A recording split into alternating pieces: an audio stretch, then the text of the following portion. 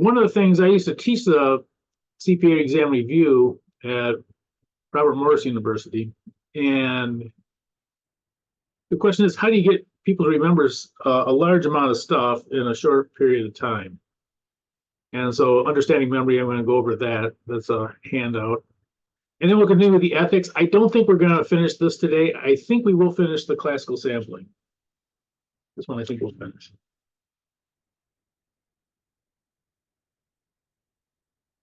So this one will understand memory. We can turn that one in. That would be easy. I don't think we'll get the chapter 3 one in though.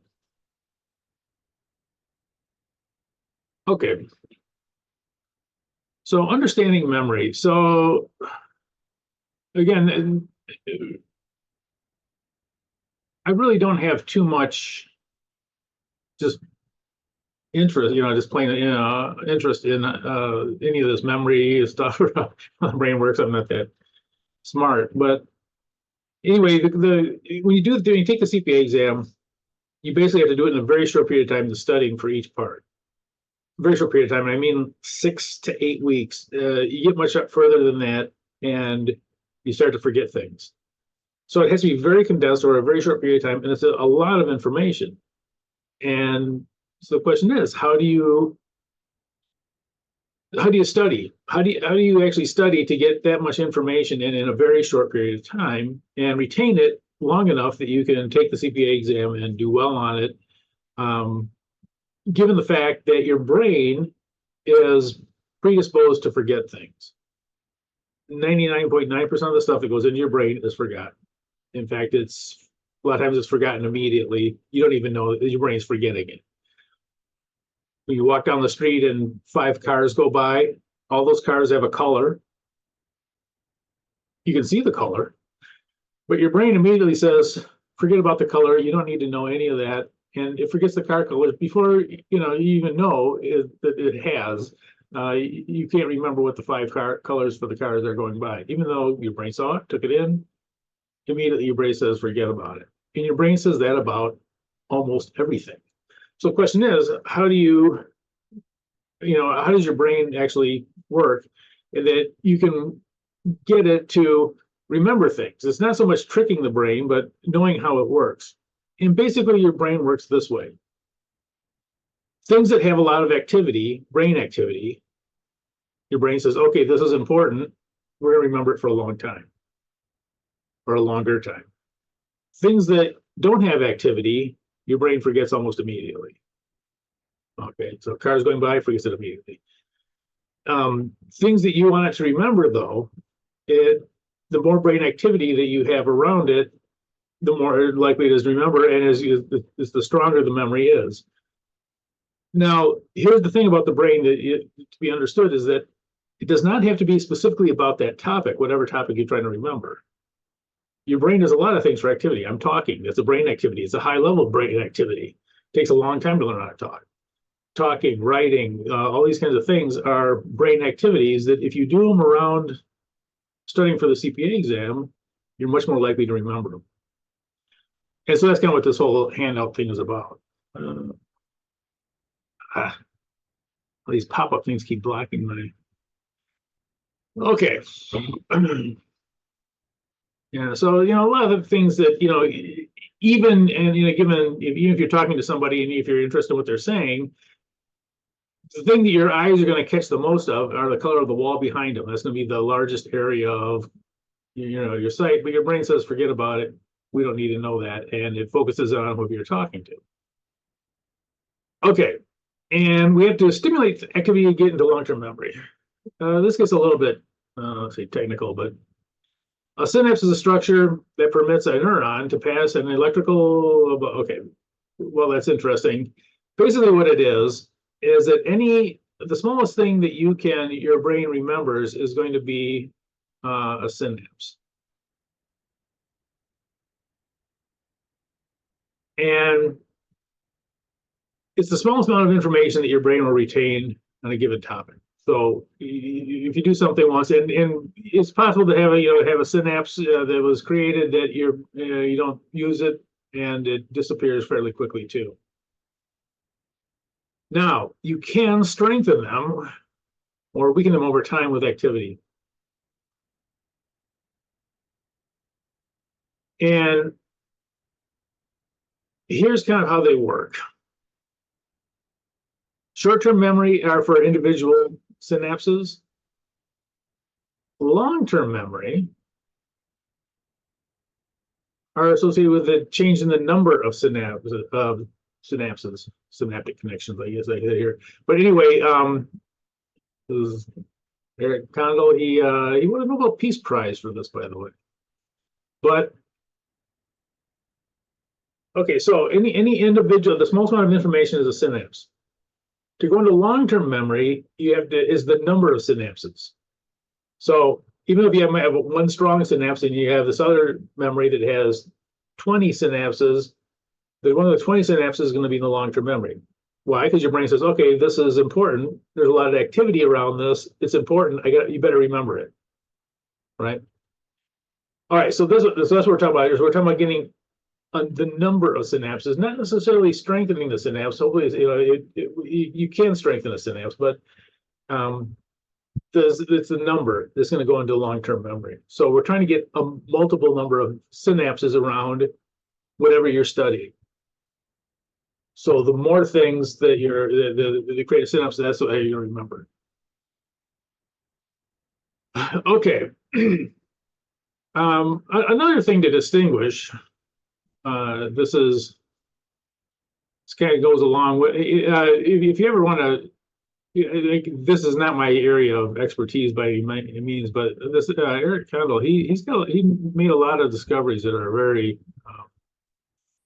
very important. The brain does not distinguish between higher level or lower level learning. So you could be doing quantum physics or playing checkers with your cat. Your brain does not make a distinction that, oh, this is high level stuff, and this is, low level stuff. Your brain does not do. There's no evidence that your brain does anything with it. It's purely the number of synapses. So the number of synapses that are involved in it is what your brain's going to focus on, and it doesn't really matter what it is you're trying to do. It's simply the number of synapses. Your brain's very focused on those things that are important, that have many synapses to them. Okay. So how do we do it? Taking notes by hand is a really good one. And that's because the act of writing generates lots of synapses. When you're writing something, it takes a long time to learn how to write. You think about kids going through school and stuff, and they write, and it's terrible, and then they get a little better. Well, the same thing. To write a letter, for instance, the letter S. To write the letter S, you have to think about the letter S. You notice in this word, you got to take your motor skills, all these little muscles. Those are all synapses, and it makes a letter S, and you write it out. Whatever it is you're trying to remember. And so writing creates a bunch of those synapses. Now, those synapses are for writing, but your brain says, oh, whatever it is you're writing about, it's included in, along with those synapses of whatever you're trying to learn, when you're trying to learn, the independence rules for auditing.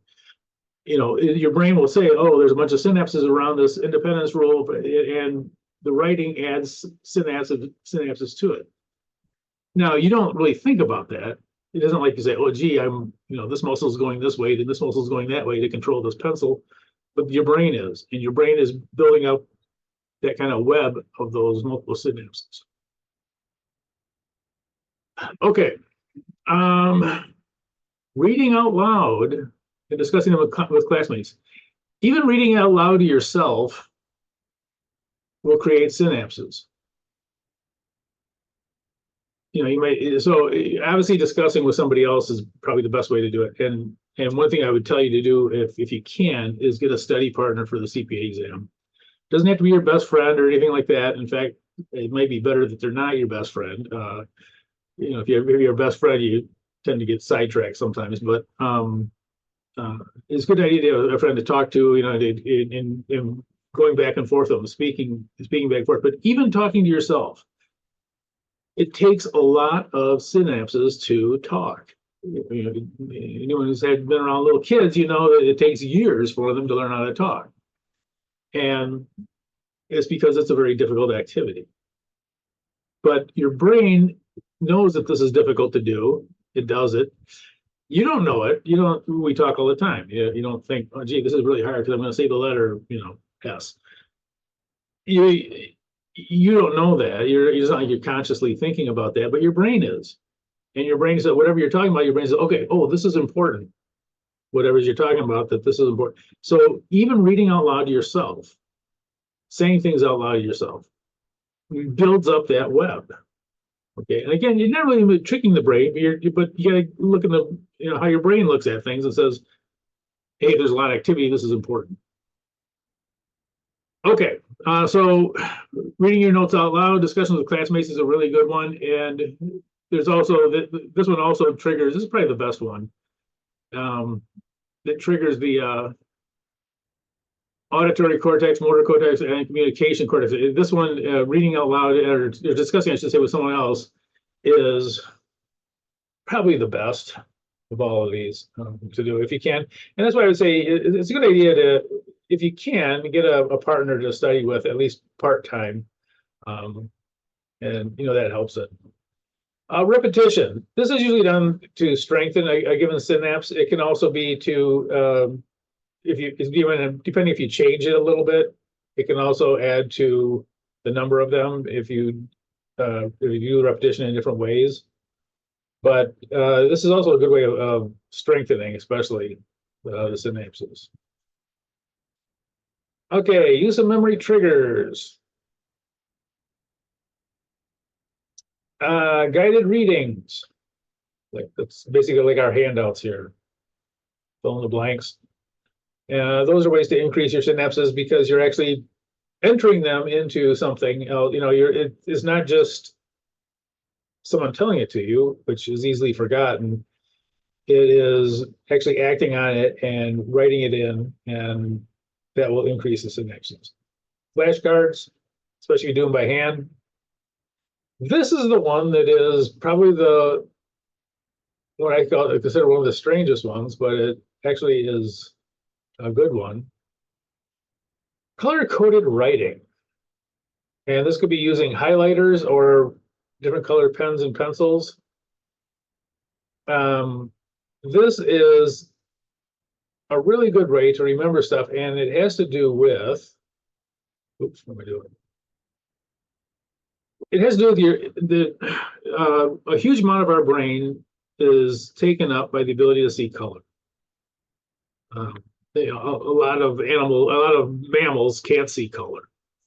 If you wonder why, maybe a gross example, whatever, but hunters, when they're hunting deer, they have these orange vests, and you say, well, don't the deer just see those orange vests and take off? They can't. They don't see color. So, but for us, color is huge. It takes up a huge amount of brain. Now, we don't think about it. We don't say, oh, there's an orange vest. That's more difficult to see than the color gray.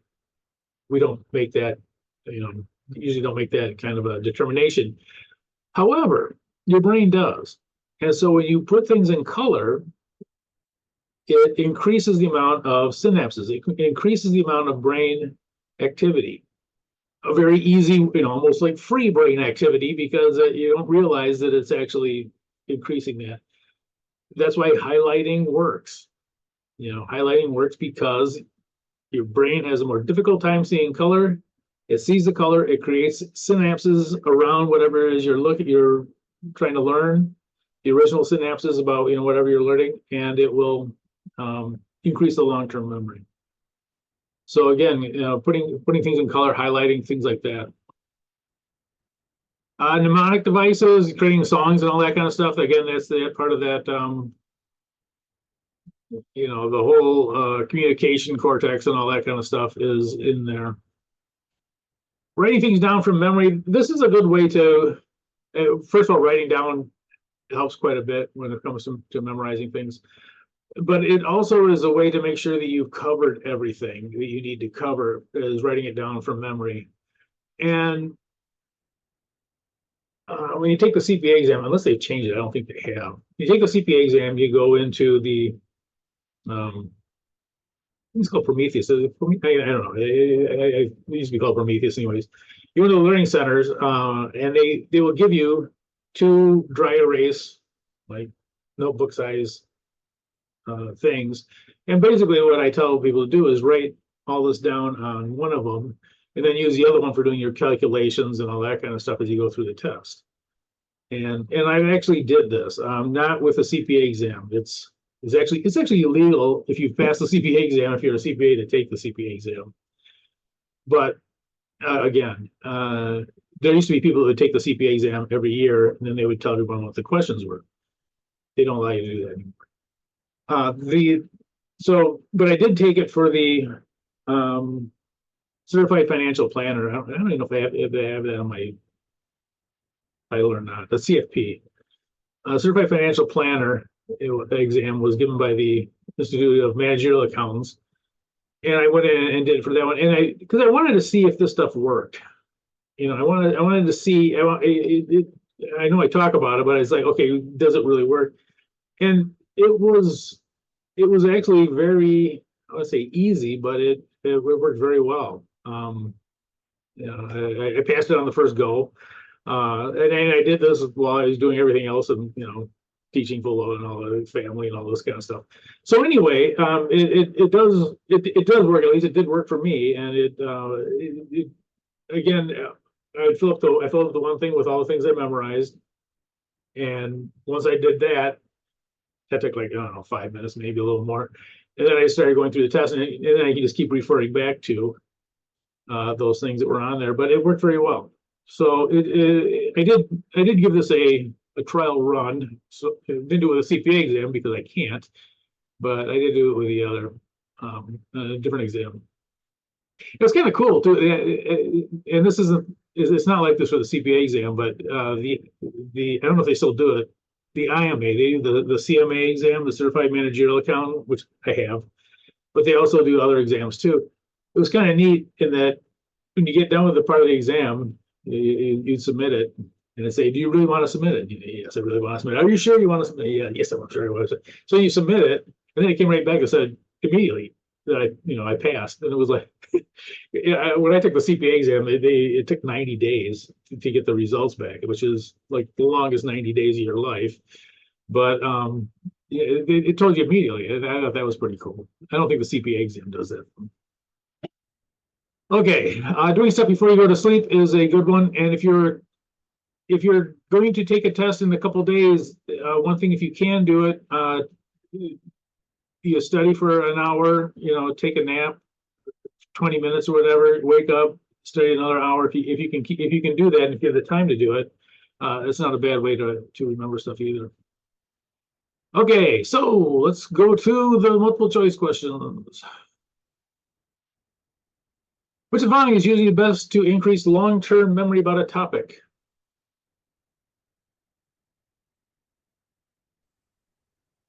A. A is I'm sorry? C. Yeah, C is probably the best one. A would probably be the second best, but strengthening the synapses is certainly not going to hurt you. Some of these other ones, reading does not actually do too much. It's not, your brain does not, the synapses for reading are not nearly as strong as the other ones. Okay, which of the following will usually increase the number of synapses? B, reading about the topic out loud to yourself. Yep. Again, it has to do with that. Speech is difficult for your brain to do. Your brain says, okay, there's a bunch of activity. This is important. We'll remember it. Which is following is usually the best for retaining a topic in long-term memory? C, handwriting notes about the topic. Yep. Yeah, and one of the things that I have here in probably the second best one is going to be the B one, but passive things generally do not trigger synapses. And even things like clicking on, like if you click on a web page and stuff like that, what were the last 10 things you clicked on? I don't know about you, but I can't remember, maybe one or two of them I can remember, but those are things I'm interested in, so it can't be passive. It has to be actively doing something. Discussions with classmates about a topic can create multiple new synapses. True. True. Using highlighters and text colors create multiple new synapses. True. True. Good. Only synapses directly related to the topic can create long-term memory. False. False. False. Be anything. And again, your brain does not make that distinction of what it is and how difficult it just says, okay, there's a bunch of activity. This is important. Remember it. If there's no activity, forget it. Okay, so yeah, so that's just kind of it. I think I got a. I think is that in Blackboard? I think I put that in Blackboard. Oh, geez, no, do that. I'm sorry. No, wrong class. I think. Yeah, it's in Blackboard. Okay.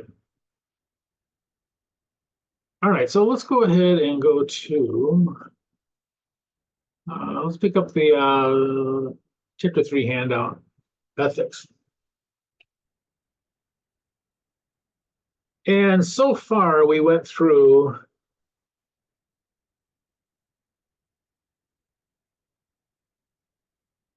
the family members and financial interests. So financial interests, things like investing. And cover members, and again, the real thing to note there is that immediate family members, spouses, spousal equivalents, dependent children, basically the people you see when you go home at night, those people are considered the same as the covered member. And any financial interest that they have is considered to be part of the financial or the covered member's financial interest. So you can't simply, I have stock in IBM, I'll give it to my kid, and then I can say I don't have any. By the way, when you take a job at a CPA firm, they'll pass around a list and they'll say, here's our clients. Do you have any of these? Do you have investments in any of these clients? And the next direction you'll get is, if you do, sell them, get rid of them, because we might have you on there, on those audits, and we don't want to have any problems with this. So, and again, it's, you or your family members, your immediate family members. Okay. Close relatives and friends are a little bit trickier. Who are close relatives and friends? We all know who friends are, so let's look at close relatives. Close relatives are generally going to be your parents, siblings, and non-dependent children.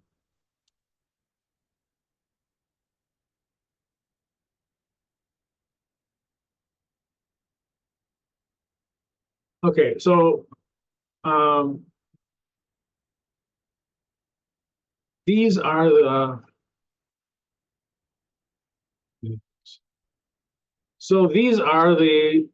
close relatives and friends. These are the who we consider. Now, when it comes to being independent for financial purposes, notice that you really don't have control over these people usually. You can't really tell your parents what to do, or your brothers and sisters, what, different than your family, your immediate family. You can say, look, we gotta get rid of this stock because we're auditing IBM and we can't have shares of it. But notice that that's different when it comes to close relatives and friends, of course. I should put friends out here too.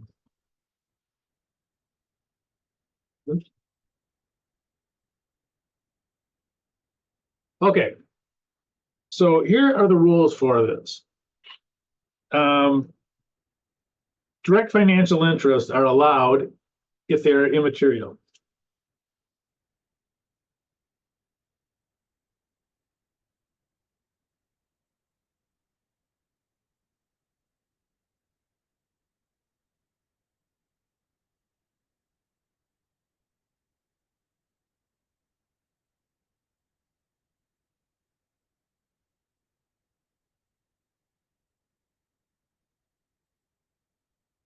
So direct financial interests are allowed if they are immaterial. Professor, can I interrupt for a moment? So, everything we are talking about, the one thing pops into my mind is insider trading. Yeah, Is this tied up to this topic as well? Because when we talk about it, like stocks, and you cannot, pass information to like your family members or anyone like that. Let's say that the stock is gonna sink. You can't tell that to your friend or your whoever has the financial or direct interest in that stock. So that would be insider trading, yes, right? yes, and you are bound not to disclose information about the audit or the client. The client, you bring up a good point, and actually it is part of this ethics, is that the client's information is considered confidential. Yes, And yeah. putting that confidentiality, you go to IBM, you go, oh, they're having a record year, or or the opposite, oh, they're having a terrible year. You cannot do anything with that, and you can definitely be charged with insider trading if it is discovered that you have done anything like that. Insider trading is kind of strange in that it's not defined. Mm-hmm. It's a weird, and that's why it's hard to get the charge to stick sometimes, and also, but people don't want to define it because they say, well, if we define it, people are just going to find loopholes. So you say it's this, this, and this, they'll say, okay, well, this other thing I can do, and it does. So insider trading is very difficult to sometimes pin down, but it is a problem, and it is as an auditor, you are duty bound to keep all of you have a fiduciary duty of confidentiality with the client, that you do not disclose anything to anyone, including your family members. Yep. Yeah. Thank you. Yeah. Insider trading. I worked at the SIBO, which is the basically the options exchange on stocks in Chicago, and you see evidence of insider trading all the time. A company would come out with, their company stock would be climbing throughout the month or whatever. They come up with these record earnings, which you think, okay, the stock's going to go up, right? They just had record earnings. Well, the stock drops because everybody knew they had record earnings coming out. They were already trading on it, and now they're trying to sell them and cash in. Yeah. Yeah. Options can be, well, in other things, people do it in options too, because it's less risky if you're doing things like that for a smaller fee rather than paying $100 a share. You can buy the upside by at a much cheaper rate than spending $100 a share. Maybe you can do it for $1 a share or something like that. But yeah, it's a difficult thing. Does it happen? Yeah, it definitely happens. And, we would just sit there and shake our heads. Now I can say though that when we were trading the options that we were trading it basically. We don't take positions. When we were trading, we didn't take positions. We didn't care whether it went up or down. We were simply selling stock options, and there's what they call a GAM in the middle that you actually profit from. But yeah, you can see people doing it all the time, though. It wasn't that unusual to have a stock running up in price or a stock, nosediving, and then later on you find out why. Everybody knew it, So, but yeah, you're bound to be confidential. Okay, so direct financial interests are allowed if they are immaterial. Now we're only talking about the close relatives and friends, not for not for the actual covered members. And close relatives and friends are not considered part of the covered members, although they can have a direct impact on their ability to be independent. Indirect financial interests. I'm just going to copy this down. Indirect financial interests are also allowed as long as they are immaterial. So anything that's immaterial. Now, here comes the wacky one. Material financial interests. I'll capitalize it later in the other ones. Are allowed if they are unknown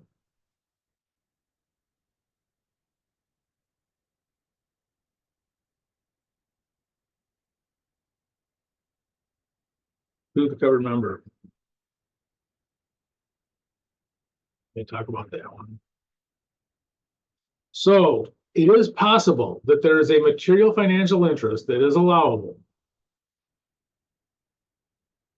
if it is unknown to the covered member. And this goes to, who we're talking about here.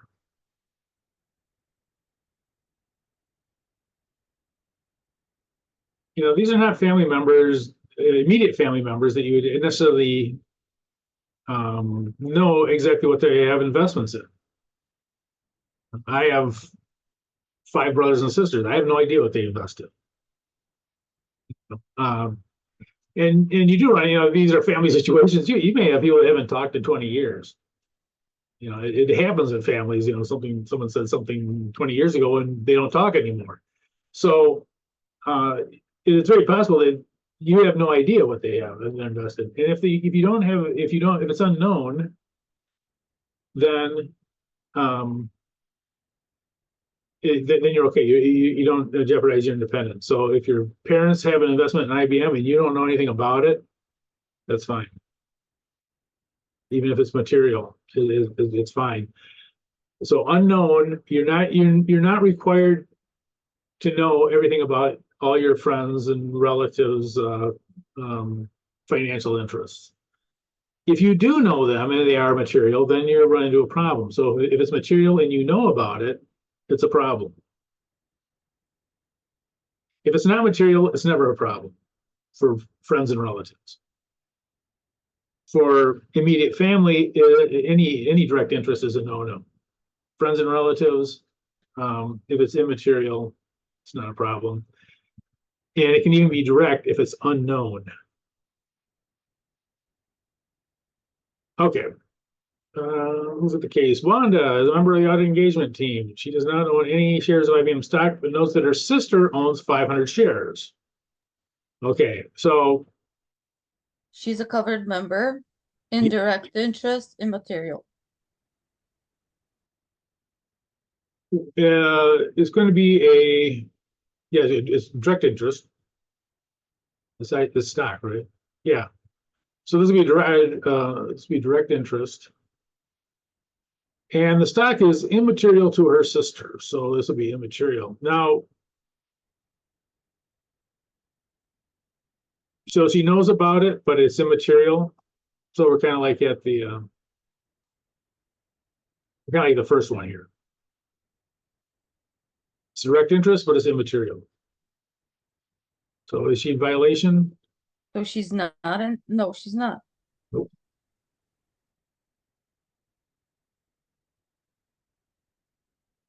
Stacy is a member of the audit engagement team. Okay. Stacy's going to be a covered member. She doesn't own any shares of IBM stock, but knows that her brother owns 300 shares. The IBM stock is material to her brother. Okay, so she's covered member. Direct and material, and she will be in a violation. Yep, very good.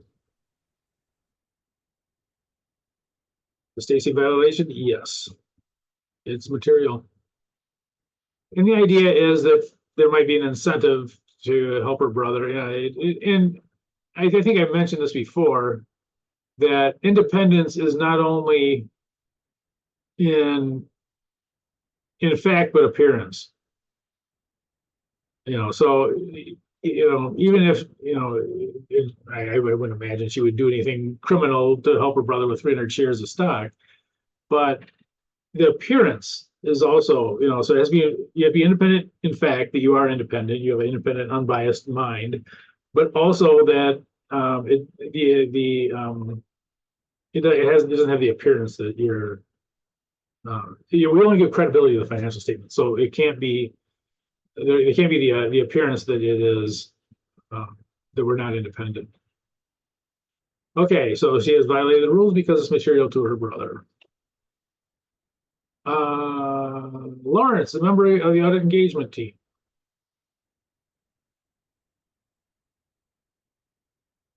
He does not own any shares of IBM stock, but his father has a material investment in IBM stock. Lawrence does not know about this, about his father's IBM investment.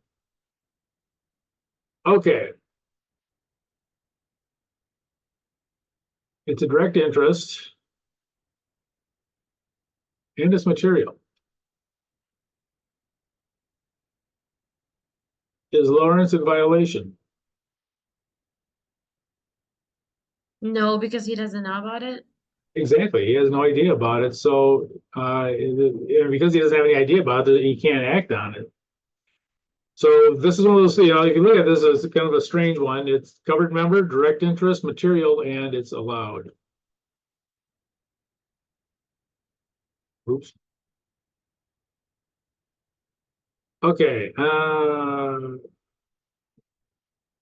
I need more room.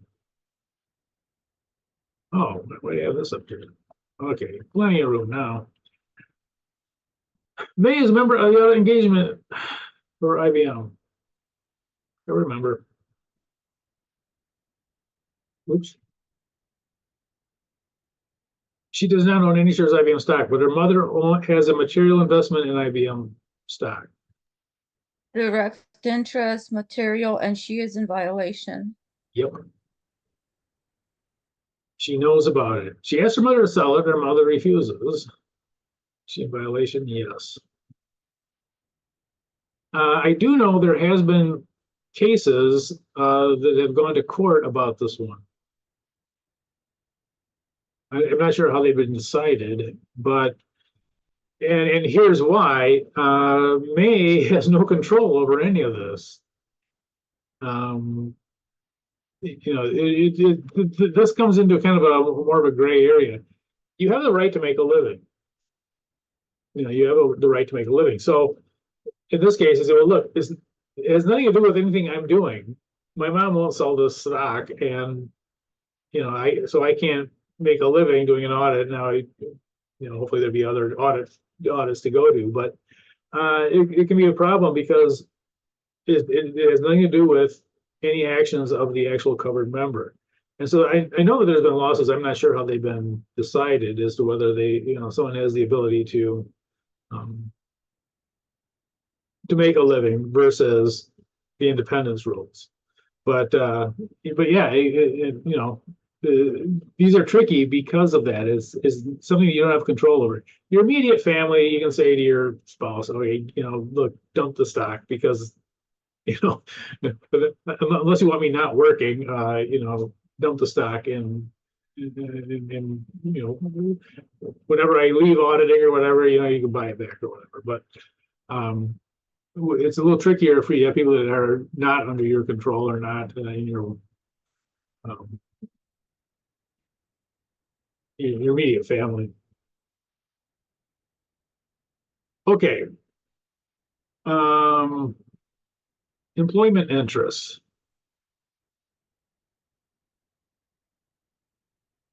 Employment interests. We got this kind of strange looking way I laid this out. They kind of happen in two different ways. A client employee can be hired by a CPA firm. So anyway, for instance, someone could leave IBM and join the accounting firm.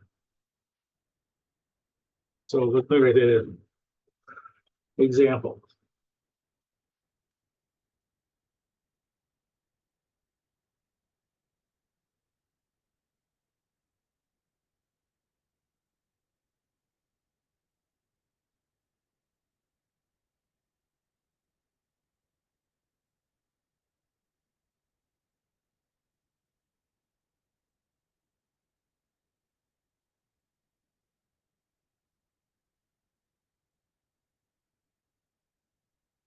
An IBM employee can leave IBM and join the ABC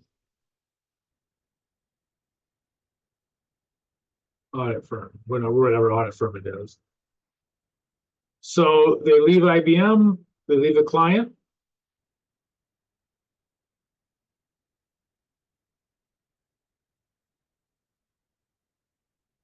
And join the CPA firm. Let's see here. Okay. So, oops. Question is, what are the rules around that?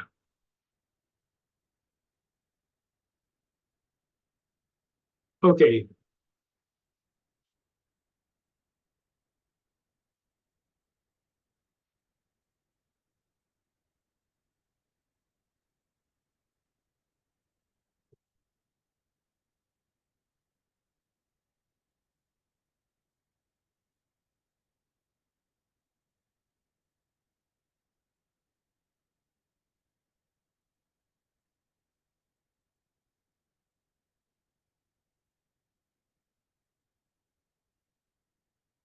They can't audit their own work. Oops.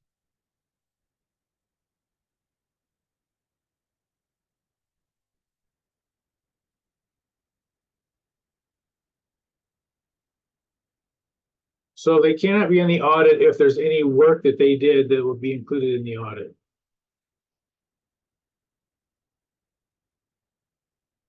So an IBM employee can leave IBM and join the ABC CPA firm. CPA firm employee cannot audit their own work. So whatever they did at IBM, they can't be part of the audit of that. Case, Gracie worked for IBM in the accounting department and was recently laid off from her position. Gracie took a job with IBM's auditors. Can Gracie participate in the IBM audit? No, Nope. she absolutely can't. Nope.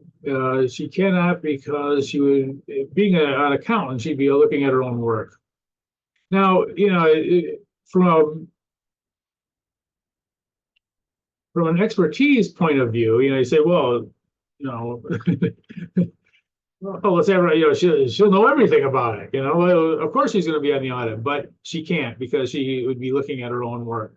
Now, as years go by and her work is not included in the audit, you know, so let's say that she left in 2023, you know, that her work will not be in 2024. So this coming audit, 2024, when that wraps up, and you know, in 2025 when they have the audit, she could join it.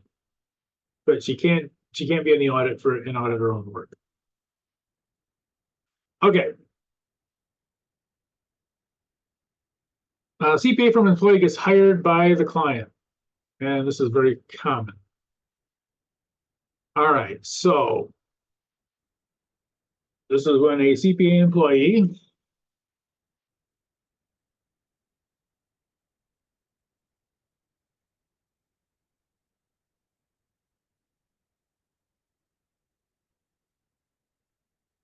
I'll say IBM. Just to, they don't. Well, it could be any client, but I'm keeping with the IBM theme here. So they're going to leave the CPA firm. I should put that in. Leaves. They're not going to be doing it at the same time. Oops, that's not how you spell hand.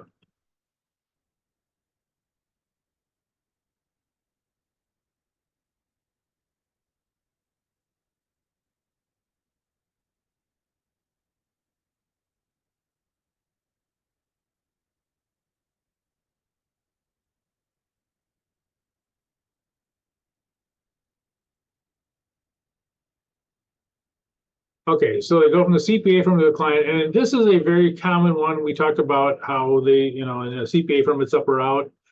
Well, when you go out, a lot of times they'll try to get you a job with their client, IBM.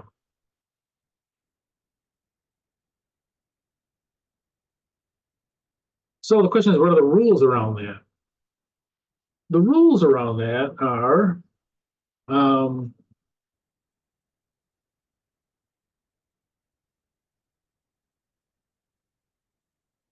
the CPA firm employee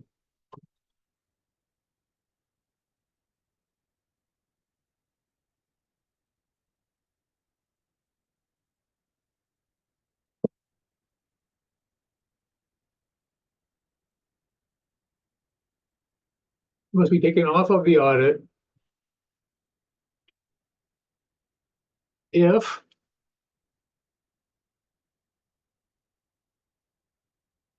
A,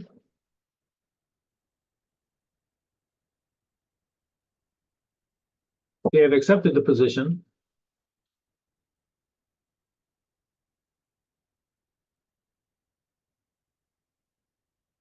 with IBM,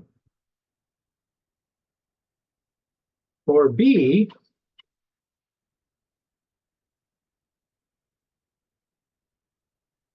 they, yeah,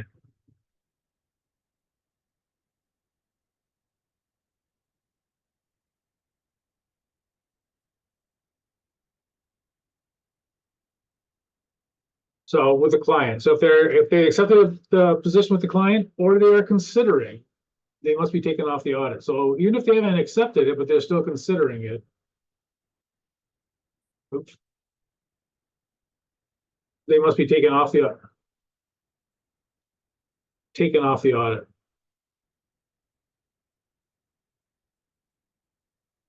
Now, if they've rejected the offer, then there's no problem. You know, if IBM offered them a job and they said, no, I'm not taking it, there's no problem. They don't need to be taken off the audit.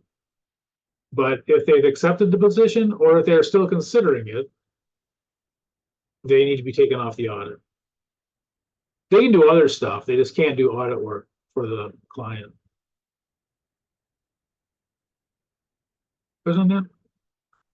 Okay, so this is for a non-issuer.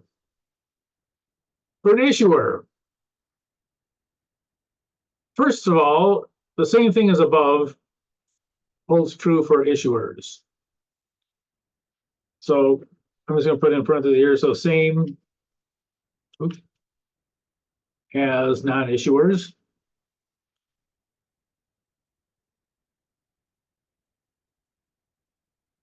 And and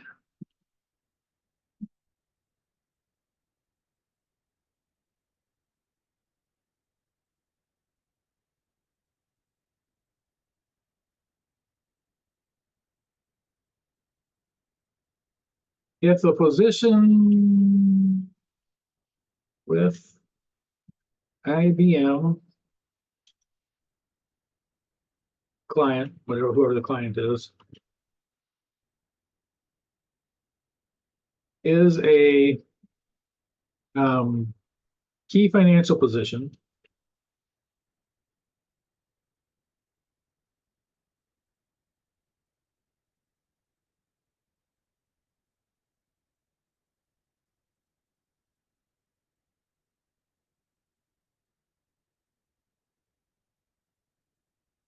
the employee must be off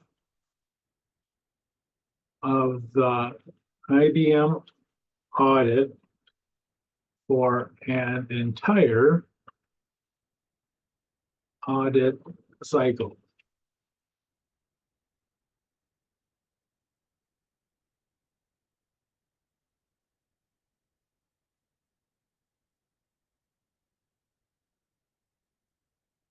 So if it's a key financial position, usually these are things like controllers or chief financial officers and those sort of things.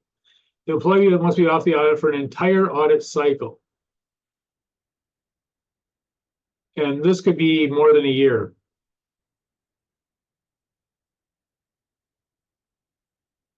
I'll give you an example. We're in 2024.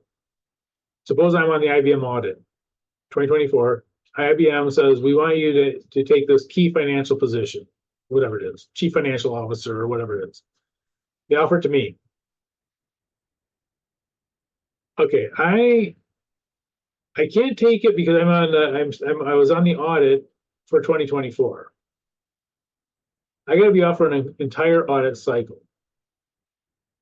I can't take it in 2024. I can't take it in 2025. Now I'll be off the audit for 2025, but it's got to be that cycle has to be complete before I can take it. So if they offer me a position today, a chief financial officer position, I could not take that until January 1st, 2026. Okay, so Yeah, you have to be off it for an entire audit cycle. Now, you might say, well, geez, that sounds kind of draconian. Why? Why do you have to wait so long? It has to do with generally people high up in the CPA firm are the ones that get the higher jobs, the key financial positions. They're managers, they may be partners. But certainly managers, when they leave, if they don't become partners, they get hired, they go into key financial positions. They're usually hired as controllers, which are the top accounting, or they're chief financial officers, CFOs.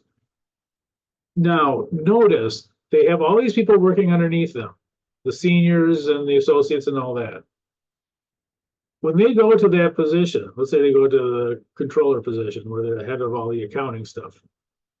Notice you're going to have former employees facing off in the office from their former boss and someone they're probably going to want to get a letter of recommendation from, right? I mean, if you ever do leave, you're going to want to get a letter of recommendation from this person, and that's who you're going to face across. So to avoid that situation or to help alleviate it, that's why this 1 year rule came into effect.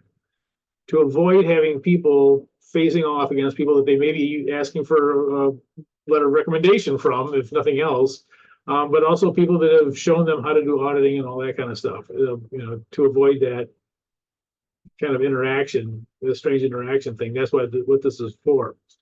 So if it's a key financial position, they have to be off of the audit for the entire audit cycle. An entire year of auditing has to go by before they can take it. Interestingly, this hasn't been thrown out in court. Again, you have the right to make a living. A lot of times these things get thrown out. The SEC and the PCAOB, they were very clever in how they wrote it.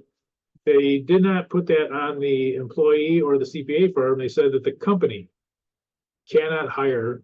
If you're a publicly traded company, you cannot hire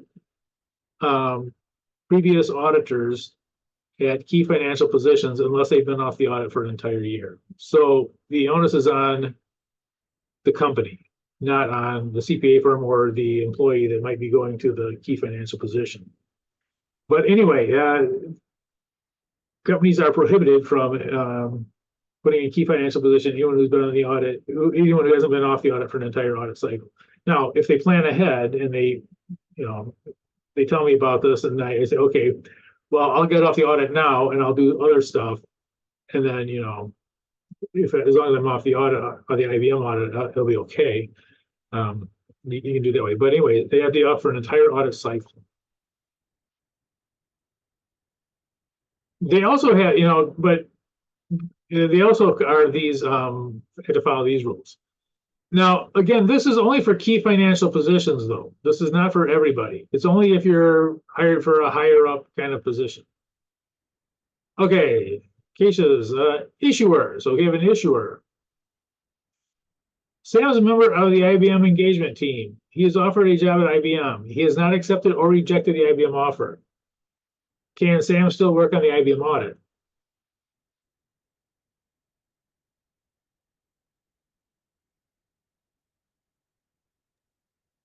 I would say yes, because it's not determined whether he accepts it or rejects it. Actually, he cannot work on the audit. No? No, because if he's considering it, Oh, okay. now if he's rejected it, he can. But if he's still considering it, yeah, he's not accepted or rejected. Yeah, so okay, George was a member of the IBM audit engagement team. He recently got a job offer from IBM. The job is for a staff accountant. Can George immediately accept the IBM job offer? So this is a staff accountant job. Yes. Yeah, No. it's not a key financial position. As a staff accountant, he's probably not going to have too much say over what goes into the financial statements. So if it's not a key financial position, you're fine. He can take it immediately. And this is very common, by the way. This is very common that they'll leave. If you leave as a senior or something like that, you're probably going to go on as an accountant. staff accountant at some point. Lisa's member of the audit engagement team. She recently got a job from IBM. The job is for the controller position. So she's on the IBM engagement team, audit engagement team. It's for controller position. Can Lisa immediately take the IBM job offer?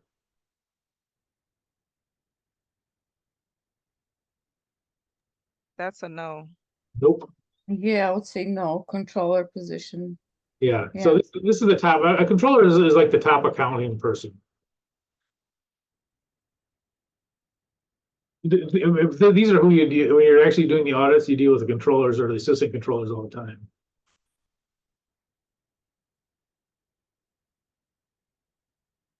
So a controller position, the top accountant, no, that's a key financial position.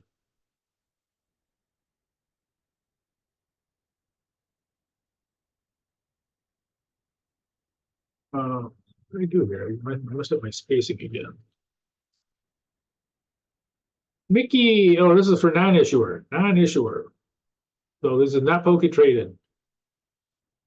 Mickey is a member of the GeoCorp audit team. GeoCorp. She recently got a job offer from GeoCorp as their chief financial officer. Can she accept it? No, she's only covered by the non-issuer rules.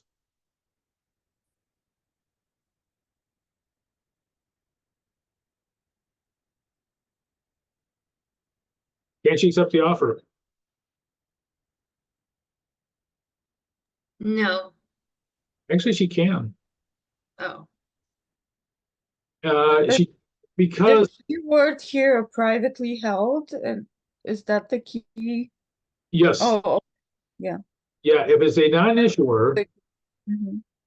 this is a publicly held company rule down here. So this is if you're a non-issuer, you can take a key position. And quite honestly, you remember that non-issuers are often smaller companies.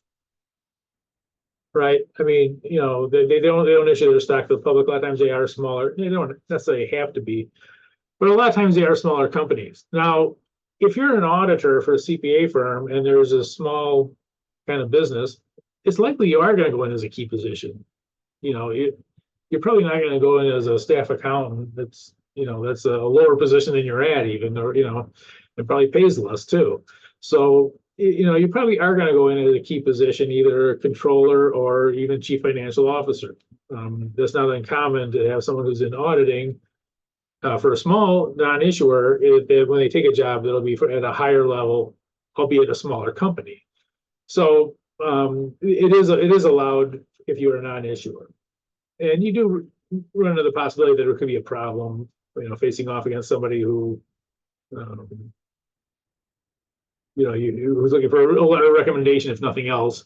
But it's allowed at that level because there wouldn't be any other reason to go to the client, other than if it was usually at a key financial position. All right.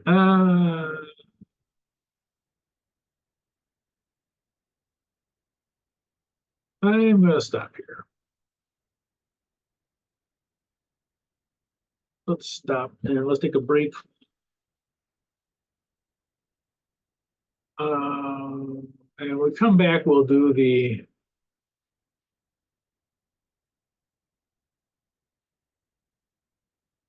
sampling. Oops.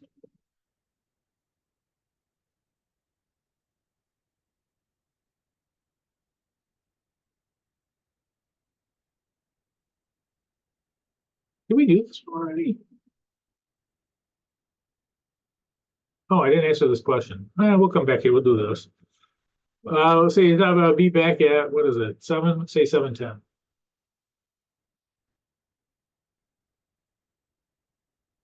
Make sure everyone did. Okay, so stop. Okay, let's see.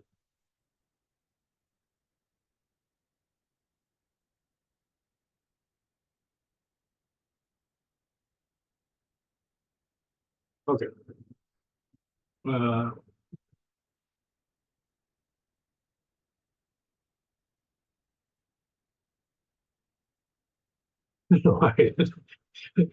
One question I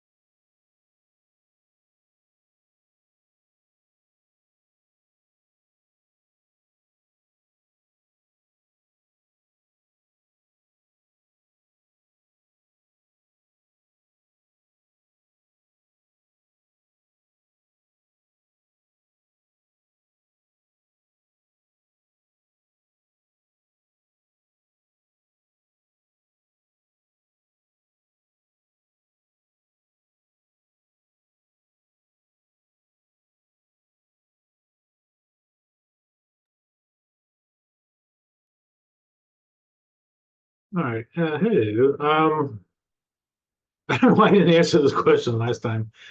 All three classical sampling methods estimates will be the same projected value for the population. And you'll notice that that's not true. You know, here's a projected value for mean per unit, 194. Ratio estimation, 191. And difference estimation, no, 191, close to it, but a little bit different. So false. They will not give you the same estimate. And if they did, there wouldn't be any reason to have three different ones. They'll give you the same estimate. By the way, I'm in my basement right now. This well, you can probably tell that. But my dog got hit by a skunk, sprayed my dog, which, by the way, is like, I don't know if you ever had this happen, but skunk spray is like nerve gas or something. Your eyes water, you can't breathe. I mean, it's crazy. Anyway, so he's upstairs, and it's havoc, it's like last Friday. I come downstairs, it's even worse down here. I think the skunk attack, there's an air conditioner right here. I think the skunk attack happened by the air conditioner in the basement. So the whole basement, I can't wait to get out of this basement right now. Anyway, okay. So what we're gonna do, I'm gonna do, we'll do a couple of these, and then I'll let you do the rest of them on your own, and you can turn them in. So we'll do 3 and 4, and then we will, you guys can turn it, you can finish the other 2 on your own. Okay,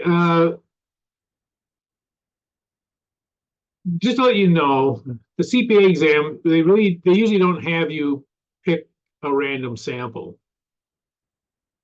This will be something they would give you, they would just give you these over here and then ask you to do whatever, to come up with the numbers.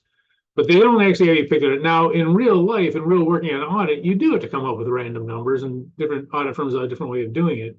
But they generally don't have you picking the sample like we did. Although, when you start auditing, if you go into auditing, you will definitely have to do it. Okay, let's take a look here. Number 2. Okay, $5 million. And we have these sample of these 10 accounts.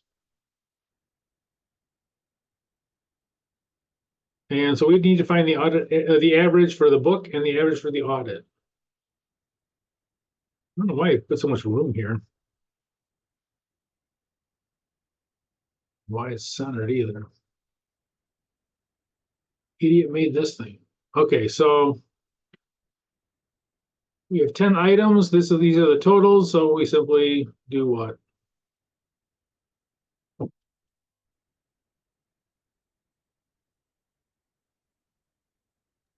Divide the total by 10. Yep.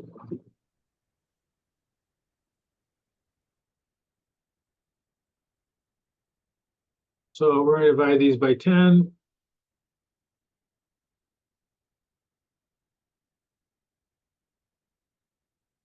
And okay.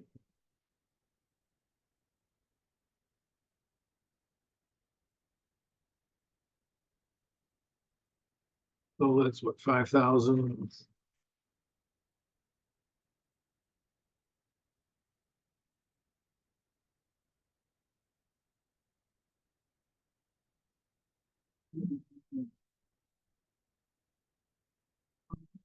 Way back a long time ago when I took the CPA exam, we couldn't use calculators. So that all the stuff was like this, nice round, nice, easy to calculate numbers. They didn't want to know whether you could, do the math. But it was kind of nice in some ways because you knew that if you came up with some number that was like 5.3872, you knew it was wrong. It came out to these nice big you know, easy to calculate numbers. Okay, so let's see, the audit value is 5314.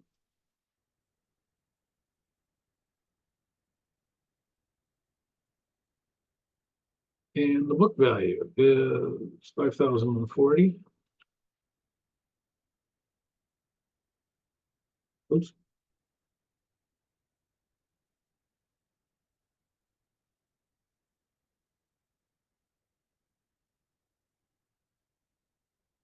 some reason I have a huge space there. All right, I'm gonna copy these down.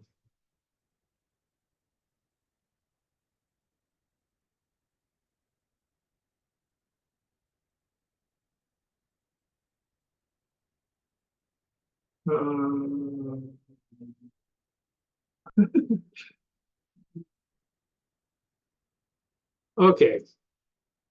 So we're gonna do the mean per unit. And we have two of them here. We have the audit average value. And we have the average book value. I said that wrong, the first one. Average audit value, average book value. And mean per unit is simply taking the average. A mean is just the average.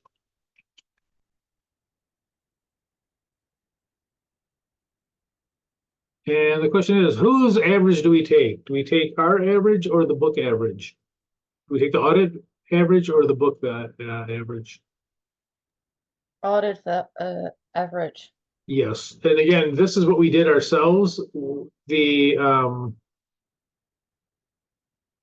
evidence that we gather ourselves is more persuasive than evidence given to you by somebody else. You know, what you know is, you know, correct, is a higher degree of persuasiveness, I guess. Is all right, so what we're saying is that, okay, this is the audit average is 5,314. I'll copy that.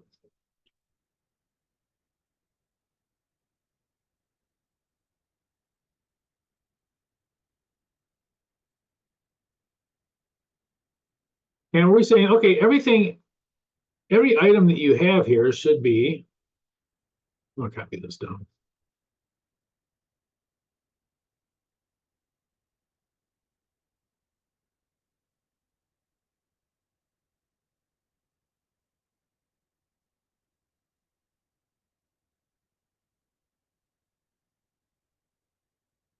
Every account you have should be for 5,314.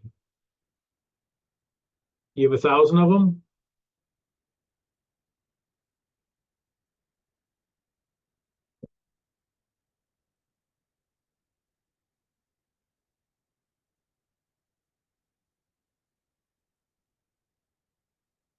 Let me do this differently.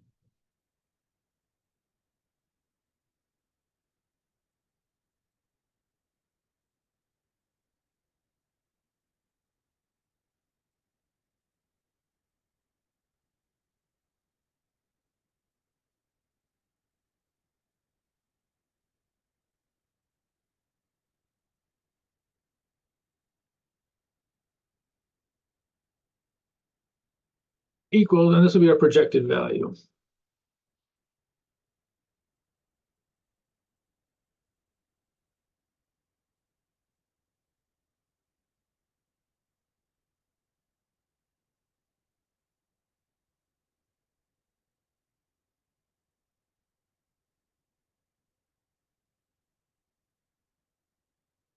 Yeah, I think that's it.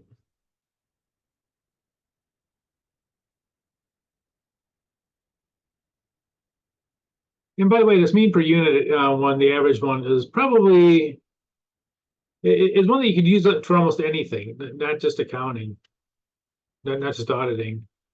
If you wanted to know how many, you know, what was it? What's the total weight of the ducks in a lake or whatever? You can go scoop up some ducks and weigh them, and you know the average weight of a duck is 2.3 pounds, whatever it is. And you can multiply it out, okay, there's, each duck is 2.3 pounds and there's 600 ducks on the lake, and we can figure out how much the total weight is. I mean, you could do this for a lot of different things. You could. So this is projected value.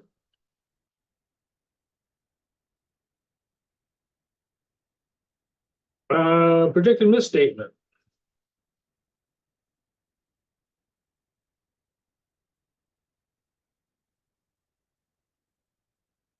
I'm gonna cheat and look what I did before so I don't get confused. Book value, projected value, okay. So there's a book value.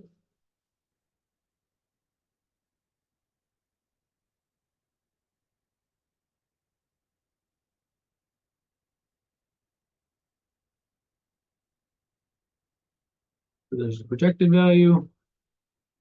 And what would be the projected misstatement? 14,000. Yeah, yep.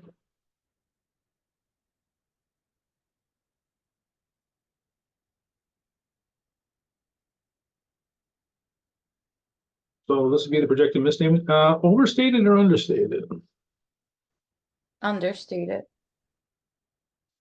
Yep, very good. Yeah, they only have 5 million on their books. We're saying they should have 5,314,000. So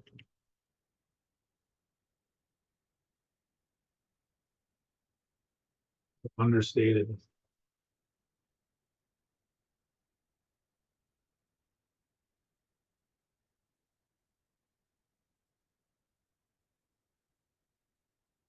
Wacky. You know, I should go through this thing and clean up the fonts and all that kind of stuff. I'm not sure why it looks like that.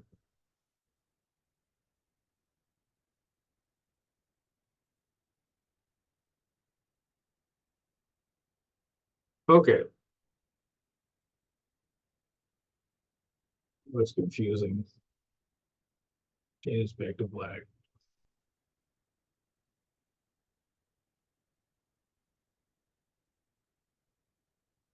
Okay, let's go to ratio estimation.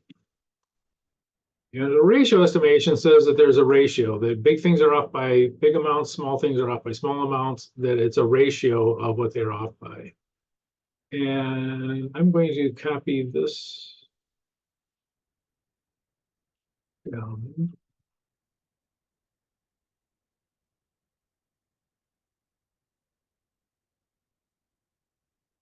Oh. Oh, that's why I got this all messed up. Okay, I get it.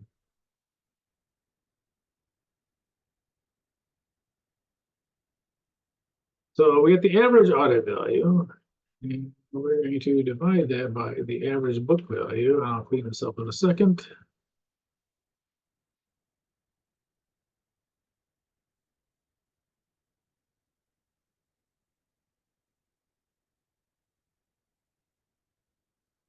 Um,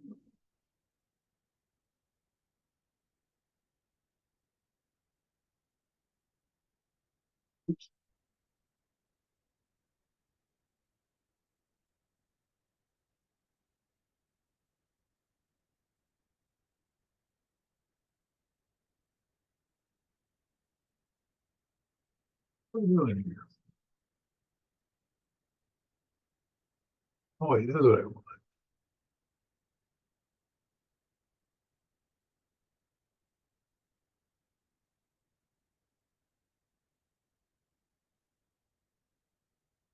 Okay, so we're gonna take a ratio here. So this will be a ratio of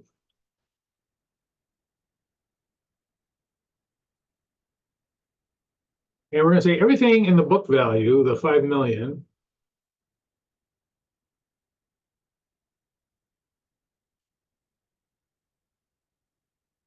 Everything in the book value is going to be off by the same ratio, whatever the ratio is.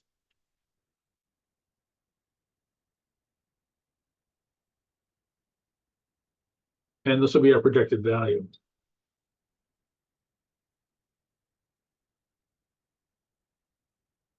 I'm gonna round mine off to the nearest dollar.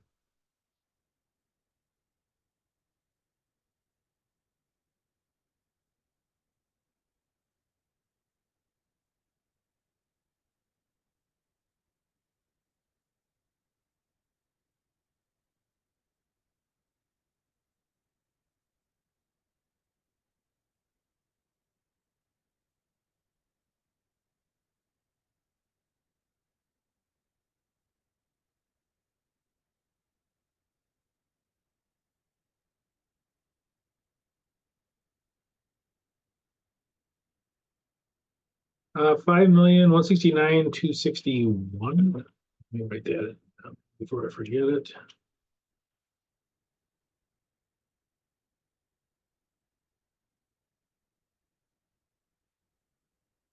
Is that what you guys got?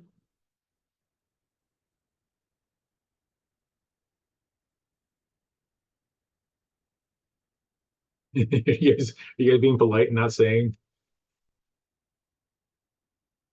Yes, we got that. Yeah, all right, good. And so we're gonna do the projected misstatement. So this would be 5,169.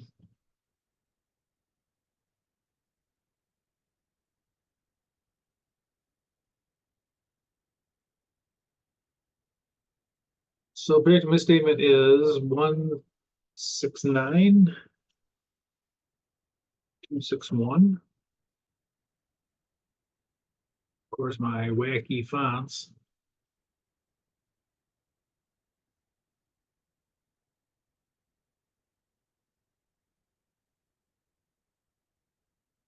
Okay, so projected misstatement is this.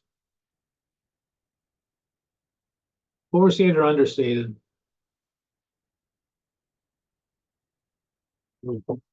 Understated. Yes, understated. Yeah, we're saying it's 5,169,000. They only have 5 million, so yeah, it's understated.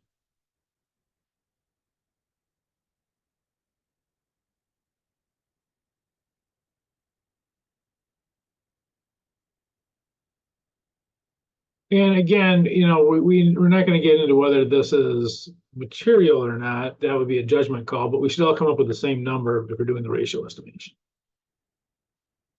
Okay, difference estimation. This is the kind of wacky one.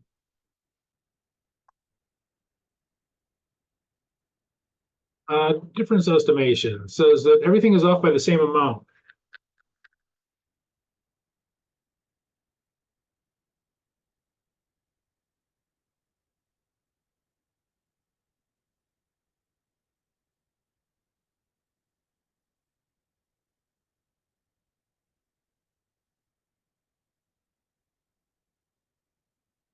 So we're going to find the difference between those two. I'm going to cheat and look what I did before to make sure I don't put it in a different way.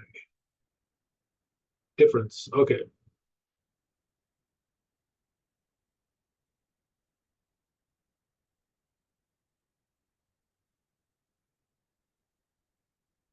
So we're going to find the difference here. Just subtract them.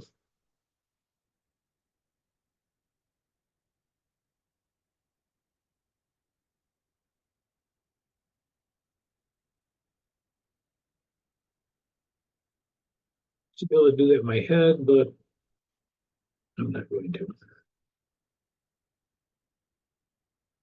I do it wrong.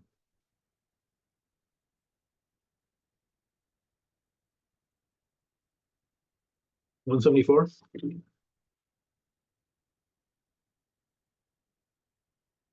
Oops.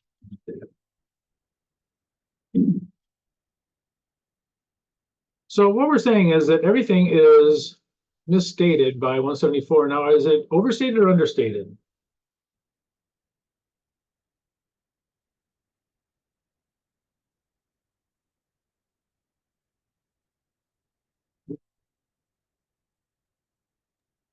Understated.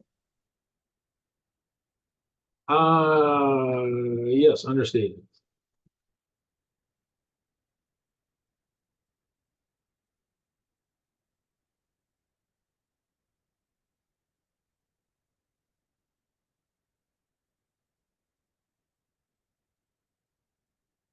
So we have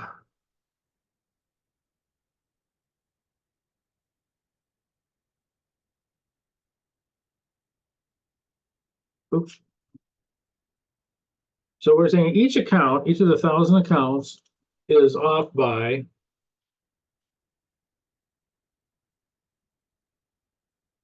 $174. So this is a weird one in that we get the projected misstatement before we get the projected value.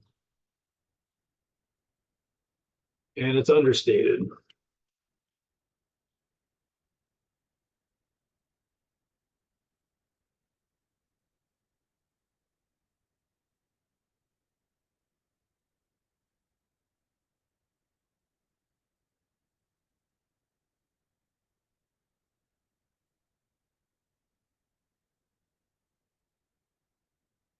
What messed that up? Okay, let's see here. Okay, so this is our projected understatement.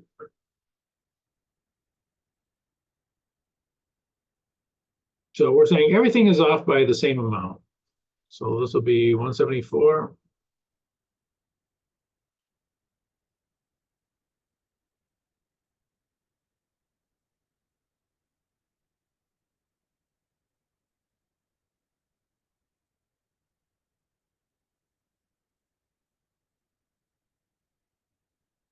So what's the projected value?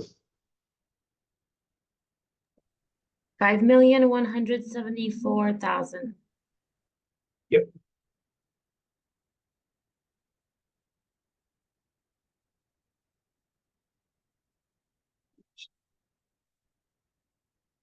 And I'm going to put down here how we got that. That's just the $5 million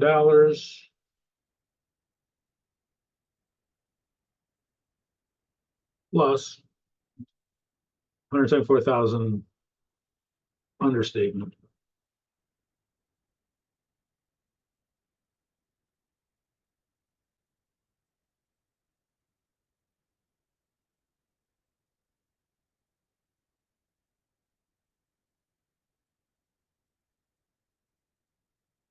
Okay, so this will be the projected value. Oops. All right, I think I'm gonna let you guys do the rest of this. I do want to go to the last one though, the very last thing. You guys can probably do this quicker than me too. I can do it. I don't want to waste your time. You guys can probably do this in 5 minutes and 3, 4, and 5. All right. I want to go to the very end here and just to kind of wrap this up a little bit. Let's jump to number 6. Which estimation method of classical sampling is the best? Well, it depends on what you're doing. Mean per unit is appropriate when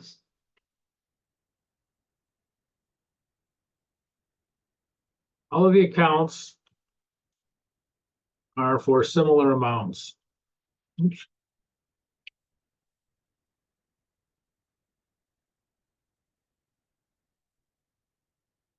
So mean per unit is appropriate when all the accounts are for similar amounts. So they're close to the mean. You know, kind of like ducks. I mean, I'm sure there's big ducks and little ducks, but I think all ducks are kind of, about the same size. I have no idea. But the idea is the same. Is that, okay, if they're similar in size, then the mean per unit is not a bad one to use.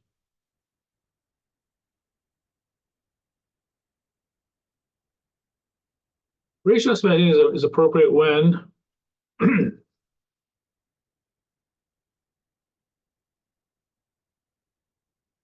misstatements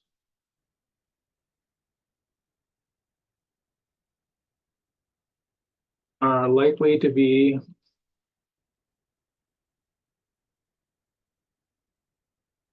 relative to the dollar amounts.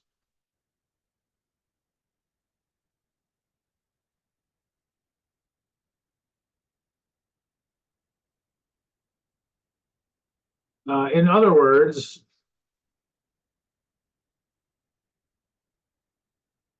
Let me finish this up.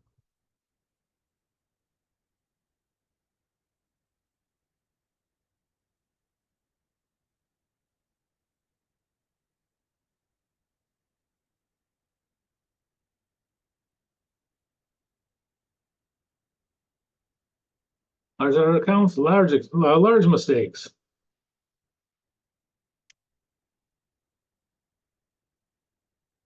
Misstatements, I should say.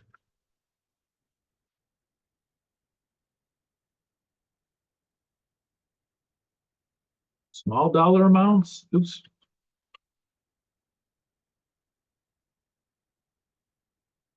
If I say amount, I don't know. Small misstatements. So in other words, they're relative in size.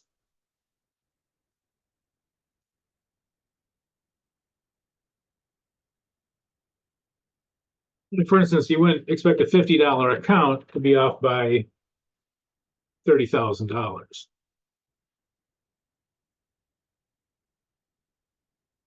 You know, a $20 million account could be off by $30,000, but a $50 account probably not. I think this one, ratio estimation, I think is probably the thing that most accounts are going to fall into. Because a lot of times you won't find accounts that, they're not all the same, and not all customers are the same size and all that kind of stuff. But ratio can accommodate that. Okay, what if you have large customers, small customers, medium customers, all that kind of thing? It's a good one to use for that. And difference estimation, which I must admit, I don't think I ever used it when I was auditing.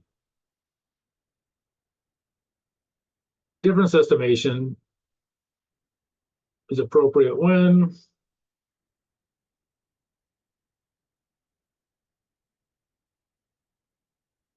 the misstatements are likely to be the same size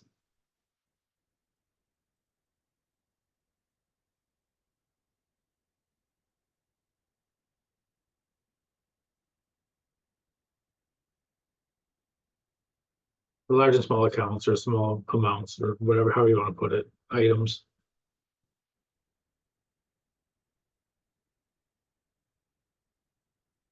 Ah.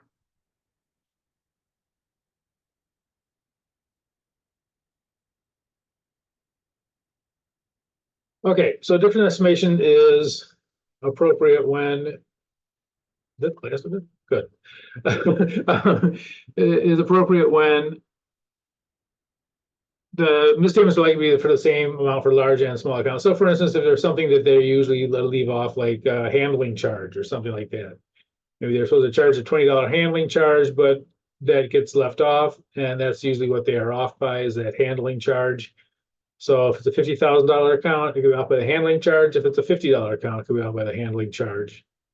I don't ever think I ever use this one, but if it's appropriate, definitely use it. So that's difference estimation. Of all of these, I think the ratio estimation is the one that's probably the most useful. This is the one I used probably most. I think I've used mean per unit a couple times when I was working in the steel, in U.S. Steel, because steel is all, different levels of steel are all about the same cost and all that.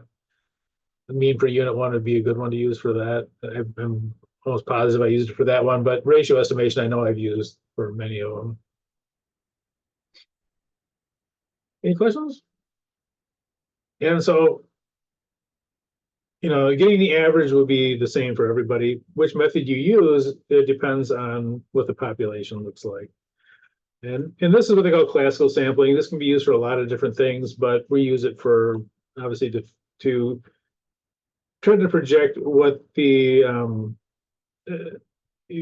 misstatements are, to see what the misstatements are. And again, we should all come up with the same numbers, whether it's material or not. Is $300,000, is that material? That's a judgment call. But we should all come up with the same, dollar amounts for it. So I'm gonna let you guys can go ahead and do 3, 4, and 5. I don't know, probably take it 15 minutes to do those. But anyway, and then you can turn those in And if you have any questions on them, by the way, next week we can go over them, but I can't see us wasting any more time on it if you guys probably already know how to do it. So any questions?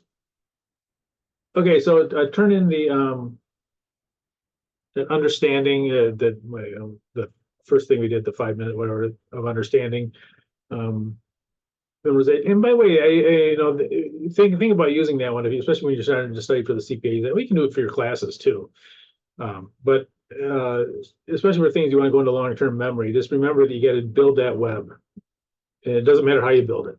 Colors, talking to yourself, talking to friends, whatever it is.